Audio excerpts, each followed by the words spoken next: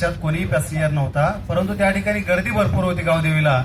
तो रिक्षा चालकाला ज्यांनी हात केला त्या कॉन्स्टेबलनी, ते गाडीमध्ये बसले आणि त्याच रिक्षामध्ये त्या ठिकाणी जे मॅटर झालं होतं, जे मारहाण झाली होती संदीप माधवी साहेब यांना, त्या माधवी साहेबांना त्या रिक्षामध्ये त्या कॉन्स्टेबलनी घेतलं आणि त्या रिक्षा तिथून घेऊन जात असताना नौपाडा पोलीस स्टेशनला पुढं पब्लिक मधून कोणतरी आला आणि त्या रिक्षावरती दगड मारला. त्या रिक्षाचा सनसेट प्लस ती रिक्षाची पुढची फ्रंटची काच फुटली आणि तसंच त्यांना माधवी साहेबांना नौपाडा पोलीस स्टेशनला घेऊन गेले. तिथे गेल्यानंतर त्या रिक्षा चालकाचं नाव लिहून घेतलं, तुझं नाव काय, राहायला कुठे, त्याचा ॲड्रेस वगैरे लिहून घेतला आणि रिक्षा चालकाला सोडलं.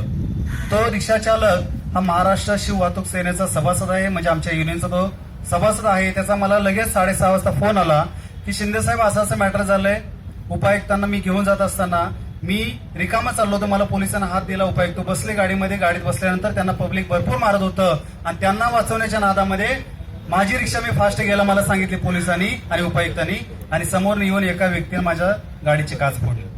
आता ही काच आहे 3,500 ते 4,000 रुपयाची, सनसेट आहे 500 रुपयाचं, 4,500 रुपये नुकसान त्या रिक्षा चालकाचं झालं. हे भरून देणार कोण?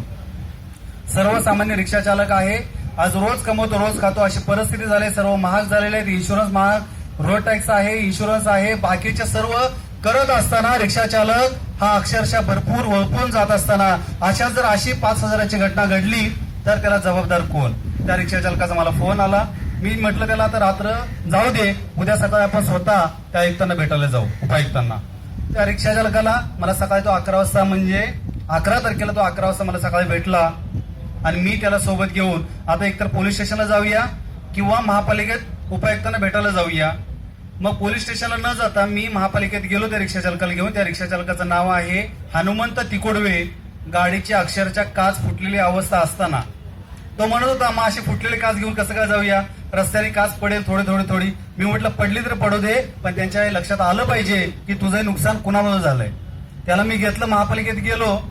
गेटवरती जे सिक्युरिटी फोर्स आहे त्यांना मी विचारलं की संदीप माधवी साहेब हे बघा फोटो त्यांचा, आणि त्यांना वाचवण्यासाठी माझा रिक्षावाला काल मध्ये पडला आणि त्याची बिचाराची काच फुटली. मग तिथं गेल्यानंतर त्यांचा जो पीए होता कोण, त्यांनी फोन लावला खालनं महापालिकेच्या गेटवरनं, संदीप माधवी साहेब ज्युपिटर हॉस्पिटलला ऍडमिट आहेत, तुम्ही असं करा 8 दिवसानंतर या. आणि 8 दिवसानंतर मग साहेबांशी तुम्ही भेटा, बघू काय करतील ते. मग ठोस आश्वासन 5 हजाराचं काही नाहीये.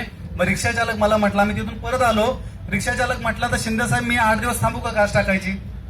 रोज मी 500-700 रुपये धंदा करतो, आता 8 दिवसात तो धंद्याचं नुकसान केलं, प्लस इकडे 500 रुपये, 10, 15, 20 रुपये माझं नुकसान, हे भरून देणार कोण? याला जबाबदार कोण आहे?